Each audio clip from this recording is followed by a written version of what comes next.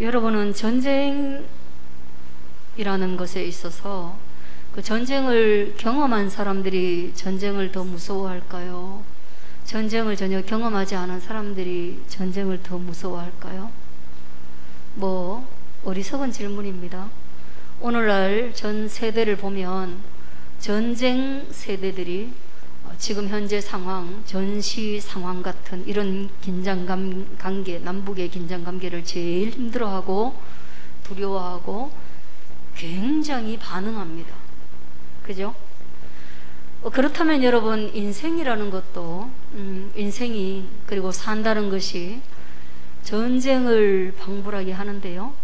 그렇다면 인생도 나이 든 사람이 훨씬 더 두려워하고 힘들어하고 불안해하는 것이 그게 상식이겠죠. 젊은 사람들은 이 싸움에 대한 피로감이 덜합니다. 그리고 두려움도 덜합니다. 그리고 아직 젊은 사람들은 심각한 이 인생이라는 전장에서 상처를 경험하지 못한 사람들입니다. 그래서 어쩌면 용기와 인생에 대한 용기와 기백이 터무니없을 정도로 큰 자들이 젊은이들입니다. 이것을 속담으로 표현하면 그저 하룻강아지가 범을 무서워하지 않는다, 이런 부분도 되겠죠. 여러분, 사람이라는 게 정말 나이가 든다라는 것은요, 이런 피로감이 누적되고 누적된 상태의 사람이라는 걸 뜻합니다. 인생이라는 것이 좋은 일이 더 많고 나쁜 일이 적으면 피로감이 아니라 행복감으로 넘치겠지만 그렇지 않잖아요. 그러니 나이가 든다라는 것은 피로감의 누적이며 부분적으로 아주 많은 실패를 경험한 사람입니다. 꿈에 대한 실패를 초등학교에 들어가면 경험합니다. 사춘기가 되면 외모에 대한 좌절감을 경험합니다. 20대가 되면 어떻게 됩니까? 물질에 대한 또는 자기 스펙에 대한 여러 가지 패배를 경험합니다. 그 외에도 우리는 각자의 상황에 맞게 너무 많은 좌절을 경험하면서 그 상처가 온몸에 누적되거나 온 마음에 누적된 상태에 있는 사람들이 어쩌면 어른이라고 말할 수도 있습니다. 그렇기 때문에 어른들은 조심합니다. 나이는 들었고 이제 실패나 상처를 당했을 때 그것을 자가 치료할 수 있는 그런 면역력도 없거니와 주변 기력도 없습니다. 나이가 들고 나면 누구에게 쉽게 저를 좀 도와주십시오라고 도움을 요청하러 가기도 어렵습니다. 새로운 방법이 나왔군요 라고 해도 나이 든 사람을 제자나 또는 그런 가르침의 자리에 달가워하는 세상이 아닙니다. 그래서 조심하고 또 조심합니다.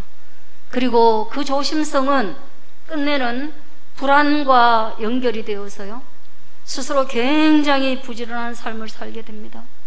나이 들어서조차도 부지런하지 않다면 그 사람은 정말 코믹한 사람입니다. 말할 수 없이 부지런해집니다. 여러분, 나이 든 사람과 부지런함을 경쟁하지 마십시오. 따라갈 수가 없습니다. 그리고 집착하게 됩니다. 지금 가지고 있는 것들을 더 모으기 위한 집착이 아니라 지키기 위한 집착으로 가득한 것입니다. 그리고 많은 상처를 받으면서 얻게 된 경험에 대한 깨달음이 아집을 형성하게 되고, 그리고 그것들은 다음 세대를 향한 잔소리와 훈계나 그 꼰대 마인드로 나타나게 됩니다.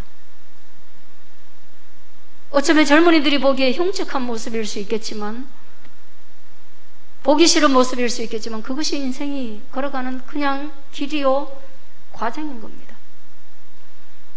그게 그냥 평범한 겁니다. 그렇지 않은 사람들이 비범한 것입니다.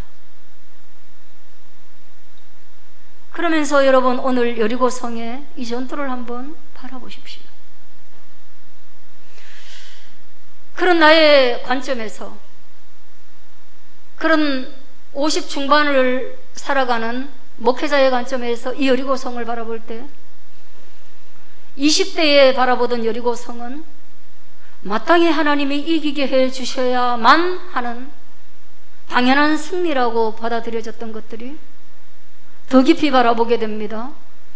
나와 아주 그 밀접한 관계를 가지고 내 관점에서 일체화가 되어서 이 말씀을 바라보게 됩니다. 그러면서 이 말씀 안에서 제가 느끼는 것은 과연 내 인생에 이런 승리가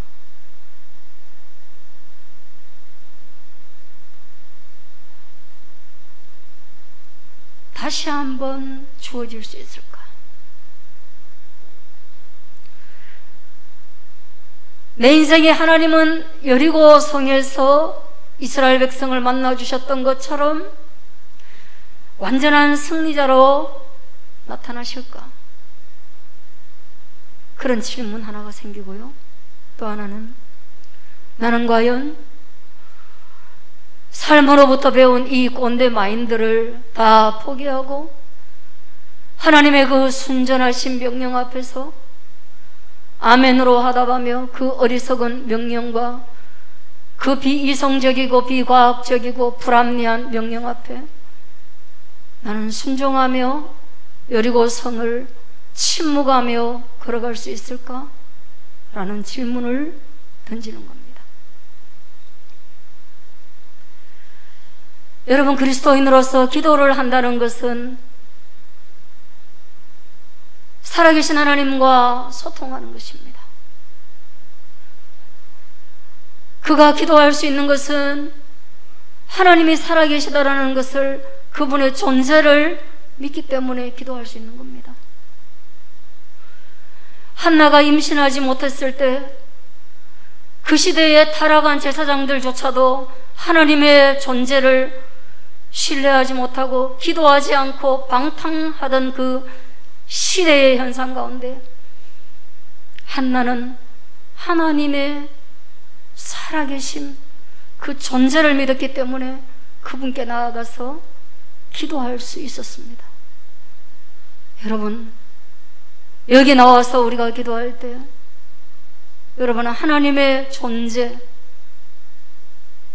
그분의 살아계심을 믿고 나오는 것인지요?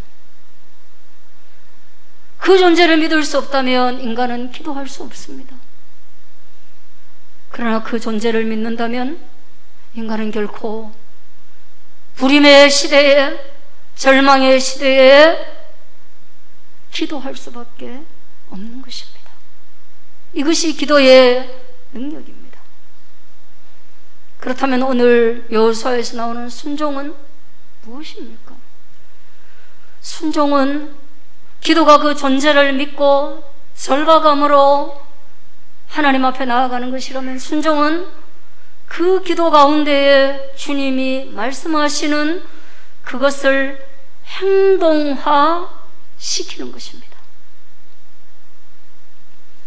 기도는 말로써 이루어진다면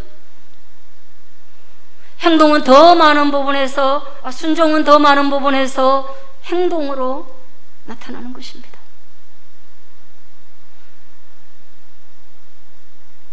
그러므로 기도하지 않는 자가 순종하기가 어려운 것이고, 그러므로 순종한 자가 기도하지 않았다고 볼 수 없는 겁니다.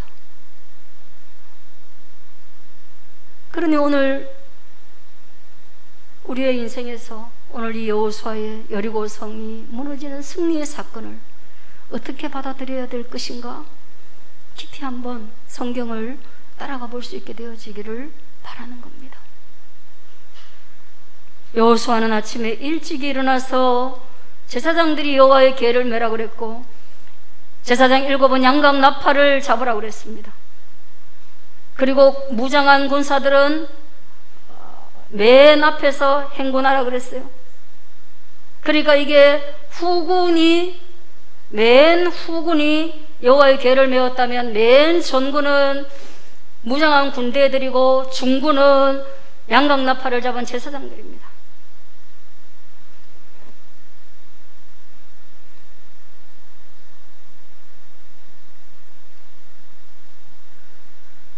이 군이 나누어져 있지만 이 군의 실력이라는 것은 대동소이하고 아무것도 없다고 보면 됩니다. 여리고 성을 함락시켜야 된다는 군대의 목적에 부합하는 사람은 이 가운데 하나도 없습니다. 전략은 있지만 전력을 전혀 갖추지 않은 이 군대를 출발시키면서 하나님은 너희는 그 성을 한번 돌고 진영으로 돌아와라. 성을 한 바퀴 도는 거예요. 몇 날 동안 6날 동안 14절에 말하고 있어요. 그리고 15절은 7째 날에는 새벽에 7바퀴를 돌아야 되니까 보통 날에 아침에 일어나가지고 뭔가를 시작했다면, 그리고 나머지 시간이 있었다면 7째 날에는 그 시간이 타이트하기 때문에 새벽에 일찍 일어나서 전과 같은 방식으로 그 성을 7번 돌아라. 7번을 도는 것은 그날밖에 없다. 그리고 7째 날에 제사장들이 나팔을 불 때에 여호수아가 백성에게 이르되 외치라 라고 명령하면 그들이 무엇을 외쳤는지는 모르겠지만 강력한 외침을 발했다는 거예요. 여러분, 이스라엘은 이 나팔에 아주 익숙한 사람들이에요. 은나팔을 불 때도 있었고 양각나팔을 불 때도 있습니다. 왕의 임재라든가 또는 공격이라든가 전쟁이라든가 이런 가운데 나팔을 많이 사용했습니다. 그러므로 이들이 이것을 불 때에, 나팔을 불 때에 그것이 어떤 의미인지 그들은 일정 부분 알고 있습니다. 왜냐하면 이게 민수기 10장 9절에 기록되어져 있기 때문입니다. 그리고 어떤 이들은 말하기를 은나팔이나 이런 새로 된 나팔은 전쟁에 사용하는 나팔이고 양각나팔은 예배에 사용하는 나팔이라고 구분하기도 합니다. 왜? 그럴 수 있습니다. 왜냐하면 절기 때에 사용하는 게 양각나팔이기 때문에. 왜 하나님은 양각나팔을 전시에 사용하게 하셨나? 마치 전쟁에서 전장의 검이 아니라 요리의 검을 사용하는 것처럼 전혀 어울리지 않는 나팔로 그들을 지휘한 것은, 이 전쟁이 죽고 사는 세상에 속한 전투가 아니라 하나님 나라에 속한, 이 전쟁의 승패는 예배로 좌우되는, 이 전쟁의 승패는 믿음으로 좌우되는, 이 전쟁의 승패는 순종에 의해서 좌우되는 영적 전쟁이기 때문이다, 이 말을 하는 거예요. 믿으시길 바랍니다. 여러분, 생각해보니까 금나팔도, 생각해보니까 양각나팔도 별로 없어요. 우린 다 취약한 존재들입니다. 취약한 존재들입니다. 그래서 우리는 뭔가 우리가 소유했다라고 말할 때 그렇게 좀 마음이 동하지 않을 수도 있습니다.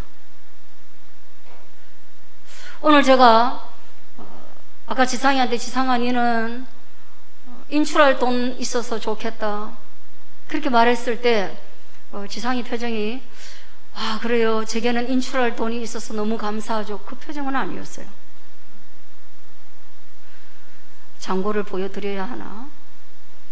얼마나 적은지 그런 느낌?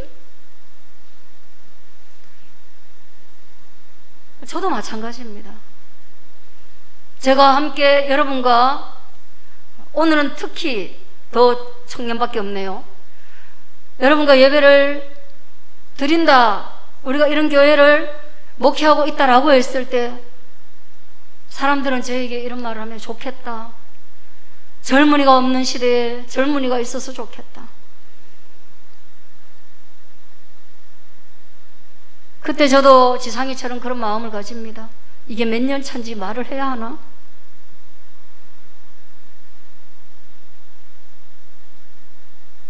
그러면서 제가 소유한 자가 아니라 소유하지 못한 자의 자리에 서 있다는 것도 가끔씩 생각해요. 그럼 오늘 이런 본문을 대하면서 느끼는 것은, 제가 그분들이 그렇게 말할 때 왜 내가 아멘하지 못했나? 자본을 소유하지 못했을 뿐 아니라 나는 믿음도 소유하지 못했구나, 그런 생각을 하는 거예요. 한 사람의 영혼의 존귀함과 그 한 사람의 영혼이 교회에 붙고 그 한 사람의 영혼이 진실하게 하나님께 예배드리는 과정이 얼마나 복잡하고 얼마나 어려운지를 생각한다면, 이 사람들의 예배를 하나님 나라에 함께 올려드릴 때 그 가치에 대한 내 영적 해석이 왜 이토록 빈곤한가?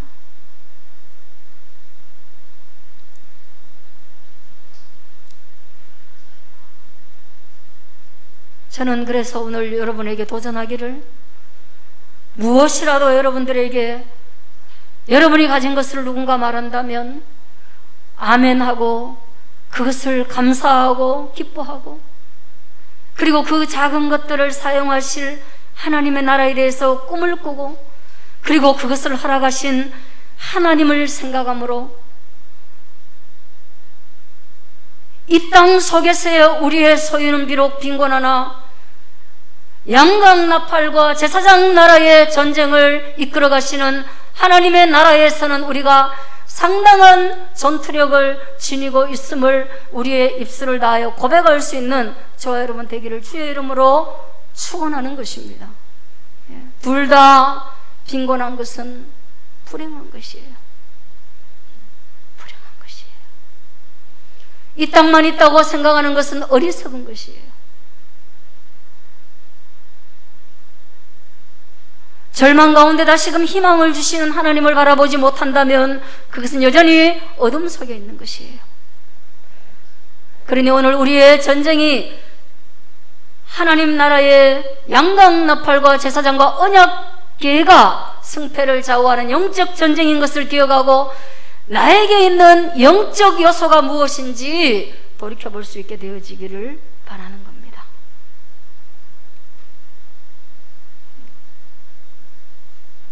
17절에 보면요, 그렇게 외치고 나면 전쟁은 이기겠죠. 그리고 나면 이 성과 그 가운데 있는 모든 것은 여호와께 온전히 바치되. 전쟁 이겼으면 그 성 안에 있는 모든 것이라 그랬어요. 여호와께 온전히 바치되. 누구만 바치지 않느냐? 기생라합과 그 집에 동거하는 자는 모두 살려주라. 이는 우리가 보낸 사자들을 그가 숨겨주었습니다. 예, 이거 기억나시죠? 여러분, 기생라합 목숨 걸고 했어요. 짧은 믿음으로 그는 그렇게 했어요. 저는 이런 것들이 정말 기적이라고 생각을 하거든요. 긴 시간 동안 여호와에 대한 소문을 들었고, 긴 시간 동안 우리는 건국 때부터 하나님께서 이 나라 이 민족 가운데 하셨던 일들을 제가 너무 많이 들어왔는데, 제가 만일에 기생라합과 같은 믿음을 가지고 있다면 이 건국 때부터, 아니 그 건국 이전부터 역사하셨던 하나님 나라의 그 소문 앞에서 라합 같은 반응을 보였을 텐데, 더 정교하게 저는 그 말을 들었는데, 이 라합 대단한 것이죠. 그리고 또 하나 대단한 건 뭡니까? 여기에서 하나님의 디테일이에요. 하나님이 그냥 이 세상을 얼렁뚱땅 끌고 가시는 거 아니에요. 하나님이 여러분의 인생을 얼렁뚱땅 끌고 가시는 거 아닙니다. 너무나 디테일하고 너무나 세밀하게 끌고 가시되, 전쟁 중에도 하나님이 그 기억을 되새기사 약속한 말씀을 지켜가는 거예요. 누구? 라합. 이 북새통 중에 너희는 생각해라. 내가 여호수아에게 말하고 여호수아는 또한 백성에게 말해서, 야, 무너지고 나면 여러분 얼마나 북새통이겠어요.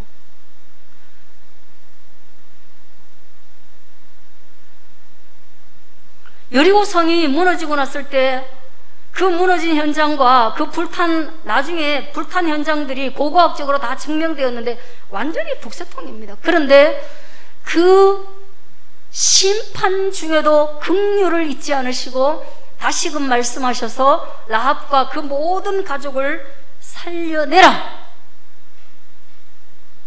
여기에도 여러분, 나팔 불면서 라합 가족은 우리를 도왔으니까 지금 빨리 앞으로 나오시오, 그래 했겠어요? 그러면 그 민족 사이에서 바로 죽죠. 이거는 은밀하게 진행된 어떤 한 팀에 의해서 진행된 사건이라고 밖에 볼 수 없습니다. 그러므로 하나님의 약속은요, 하나님이 우리에게 주신 믿음의 약속, 너희는 결코 실패하지 않고 너희는 죽지 않고 너희는 예수 그리스도의 부활의 소망에 반드시 동참하여서 끝내는 승리한다라는 이 말씀의 약속은요, 정말 어떻게 역사를 움직이시든지 간에 반드시 우리에게 이루어 가신다라는 것을 믿을 수 있게 되어지기를 주의 이름으로 축원합니다. 여러분, 우리가 모르는 곳에서 일어나는 거예요. 여러분, 저는 제가 모르는 사람한테도 도움을 받았습니다. 세상에는 진짜 이상한 사람도 많습니다.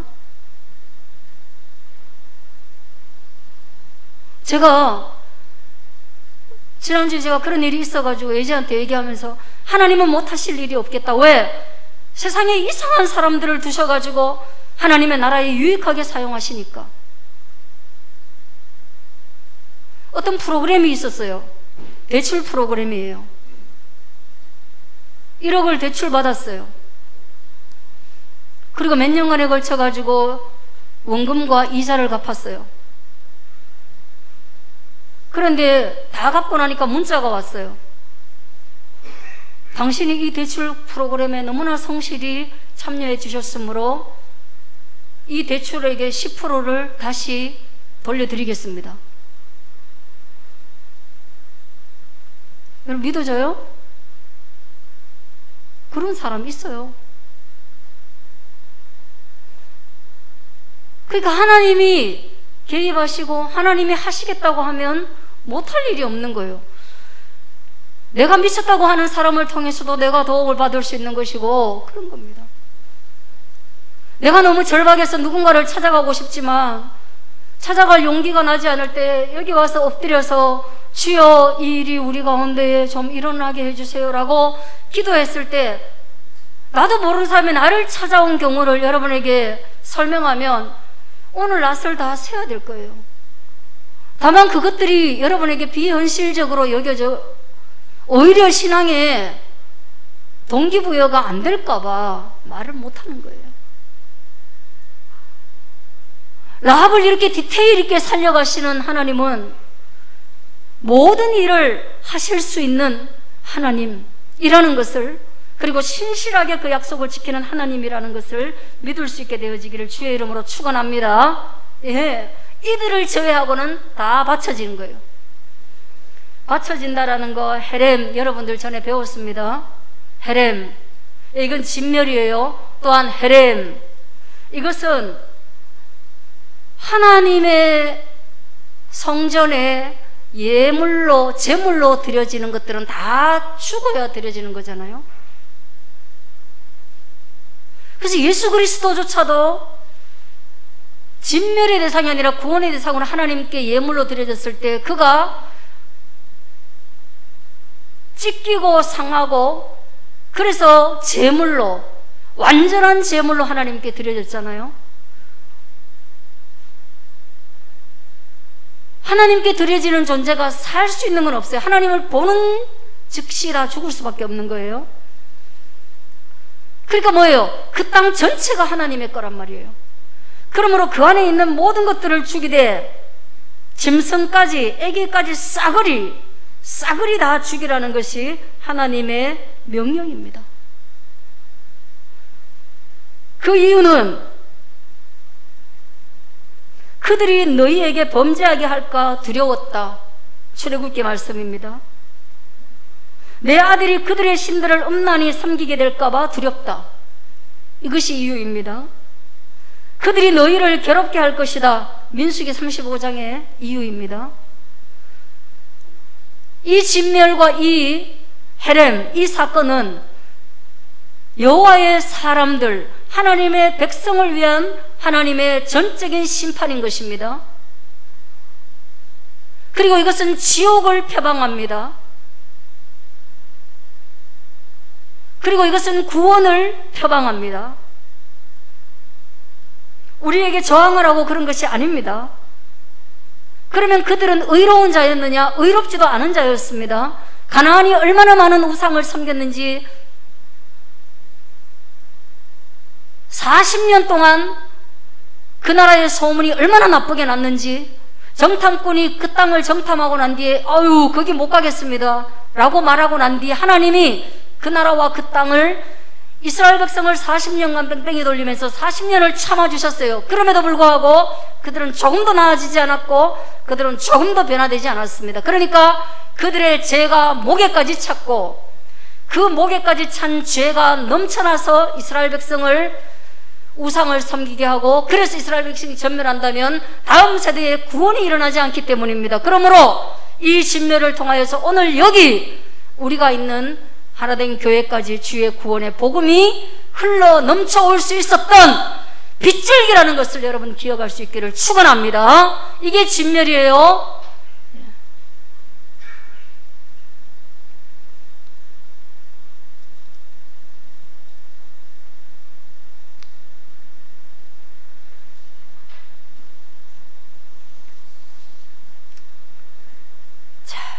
결국은 23절에서 라합 가족을 구원해냅니다. 그리고 난 뒤 24절, 무리가 그 가운데 있는 모든 것을 불로 사르고 태워서 진멸합니다. 은금과 동철 기구는 여호와의 집 곳간에 두었더라. 여호수아가 살렸으므로 그가 오늘까지 이스라엘 중에 거하며 이 라합의 가문에서, 이 라합을 통하여서 예수 그리스도가 이 땅에 오는 기가 막힌 역사가 펼쳐집니다. 그리고 또 한 번 마지막 주님의 기회는 뭐냐? 라합이 나올 때에 가나안의 여리고성의 백성들도 회개함으로 나올 수 있는 기회가 있었지만 그때까지도 그들은 거절합니다. 마치 십자가 위에서 한편의 강도가 죽기 직전에도 예수님을 인정할 수 없었던 것처럼 그들의 애국심과 그들의 자존심과 그들의 무지함은 라합의 가족이 구원받는 것을 보면서도 절대로 회개함으로 나오는 그런 일은 없었습니다. 그래서 그 구원은 확대되지 못했습니다. 왜냐하면 이건 종교전쟁인데 그들은 하나님을 믿을 수 없는 겁니다. 그럴 수 있을까? 그럴 수 있습니다, 여러분. 지금 무슬림도 그렇게 합니다. 그들이 자살, 테러, 폭탄 치고 갈 때 그 전날 여러분 술로 파티를 하거나 또는 뭐 요즘은 마약으로까지 한다고 하더라고요.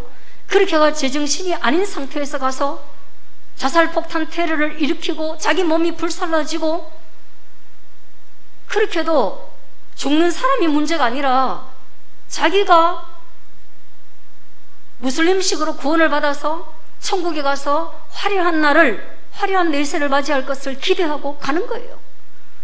그들에게 아무리 복음을 전해도, 그들에게 이 사람을 죽이는 것이 잘못된 거라고 아무리 말해도 안 됩니다. 무슬림은 지금도 헤렘 속에 있습니다. 그들은, 우리는 예수님 십자가 지고 난 뒤에는 이 사상이 영적으로 다 바뀌었어요. 그러나 무슬림은 지금도 그대로 합니다. 그러니까 그들이 구원받을 기회를 마지막까지 저버리는 거예요. 그리고 돌아오지 않는 거예요. 자, 마지막 절 26절 한번 읽겠습니다. 여호수아가 그때 맹세하여 이르되 누구든지 일어나서 이 여리고성을, 무너진 이 여리고성을 건축하는 자는 여호와 앞에서 저주를 받는다는 거예요. 그 기초를 쌓을 때는 맏아들을 잃고, 그리고 문을 세울 때는 막내 아들을 잃는다는 거예요. 왜 그렇습니까? 이 여리고성은 지난번처럼 길갈의 12돌과 같이 드러내 보여줘야 되는 겁니다. 이것은 마치 성경책과 같이 기록된 기록입니다. 이것이 옛날에 글이 없었을 때 이 기록이에요. 그리고 이것이 이스라엘의 믿음이에요. 그리고 이것이 하나님의 역사의 현장이에요. 그런데 이 의도적으로 무너뜨린 역사의 현장을 세우겠다라는 것은 뭡니까? 예, 하나님을 대적하겠다는 의도가 그 안에 있다고 보는 거예요.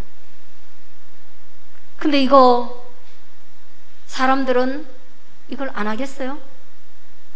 잔디에 들어가지 마세요 하면 여러분 안 들어갑니까? 꼭 들어가요. 여기 물에 수심이 깊습니다. 절대로 수영하면 안 됩니다. 낚시하면 안 됩니다. 안 들어갑니까? 들어갑니다. 뛰지 마세요. 여기는 몇 킬로 도로, 여기는 안개 도로, 온갖 주의할 사항들이 이 문 밖을 나가면 우리에게 쓰도록 하지만 거기에는 위반자들이 쓰도록 합니다. 그런데 그런 것들 위반해서 벌금 내는 거, 그게 법이었다면, 하나님의 법은 그거 위반하면 너희 아들이 죽는다. 아들 목숨 걸고 해라. 그래도 열왕기상 16장 34절 아합 시대에, 아주 불신의 시대에 베델 사람 히엘이 여리고를 건축하였는데, 기어이 합니다. 여기 이거 말뚝 안 박아놨겠어요? 이거 사람들 모르겠어요? 근데 이 히엘이 이걸 하겠다는 건 뭐예요? 예, 의도가 있는 거예요, 여러분. 하나님 우습게 보고 이거 진짜로 그런 일이 있겠어? 세월은 지났고 옛날 여리고성 그거 다 뻥이지 실제겠어? 하나님 멸시하면서 야, 내가 한번 해볼게. 1000년 된 은행나무도 내가 톱질해본다. 이런 뜨거운 마음으로 진행한 거 아니겠어요? 영적 거만함이죠. 예. 어떻게 됐습니까? 건축하였는데 그가 그 터를 쌓을 때 맏아들 아비람을 잃었고, 이름까지 기록해 놓는 거예요. 아비람을 잃었으면 가만두면 돼요. 이거 우연인가? 또 진행하는 거예요. 불순종은 항상 이래요. 또 이거 우연 아니야? 그 성문을 세울 때의 막내 아들 수굽을 잃었으니 여호와께서 눈의 아들 여호수아를 통하여 하신 말씀과 같이 되었더라. 열왕기상 16장 34절. 여러분, 여호수아서의 여리고성의 승리는 하나밖에 없습니다. 예배의 승리입니다. 말씀을 들으십시오. 말씀을 사랑하십시오. 여러분, 제가 드리는 한 구절의 말씀도 그날의 말씀으로 한번 생각하시고, 여러분 하트 하나 눌려주는 것만 해도 제가 마음이 좀 안심이 됩니다. 어제는 그 아픈 와중에 여러분들 이름을 다 적어놓고 8월까지 또 하트 숫자 다 세고 통계를 다 내놨어요. 내가 뭘 하려고요?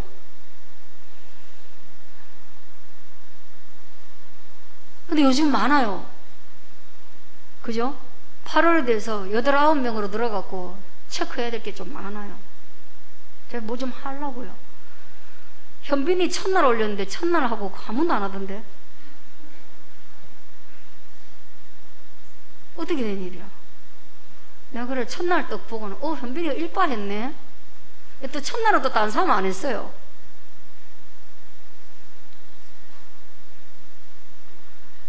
하나님의 말씀의 승리, 그냥 예배의 승리입니다. 한번, 저도 그렇고 여러분도 그렇고 한번 시도해 보십시다. 하나님 내 인생에 저 초롱성 여리고를 어떻게 무너뜨리실지, 그리고 나는 그 초롱성의 인생 앞에서 어떤 꿈을 꿔야 되는지, 어떤 꿈을 꿔야 되는지. 여러분, 하나님이 여리고를 무너뜨리는데 여러분이 여리고를 쌓으려고 하면 안 돼요. 여러분의 초롱성을 쌓으려고 하지 마요. 안 남아요. 안 남아요. 남 좋은 일이에요. 자식 좋은 일일 수도 있고요. 그거 다 쌓고 나는데 여러분 병들어요. 허무해요. 남는 거 없어요. 갈 때 아무것도 못 가지고 가요. 하나님 무너뜨린 성을 왜 쌓으려고 해요? 여러분의 인생 어떻게 하려고요? 하나님 앞에 나가서 뭐라고 말하려고요? 내가 자식에게 이만큼 주고 왔습니다라고 말하는 게 좋겠습니까? 하나님, 제가 어려운 중에, 무너져가는 인생 중에 이 믿음 하나, 이 순종 하나 남겨왔습니다 라는 게 좋겠습니까? 그걸 생각하는 하루가 되길 바랍니다. 기도하겠습니다.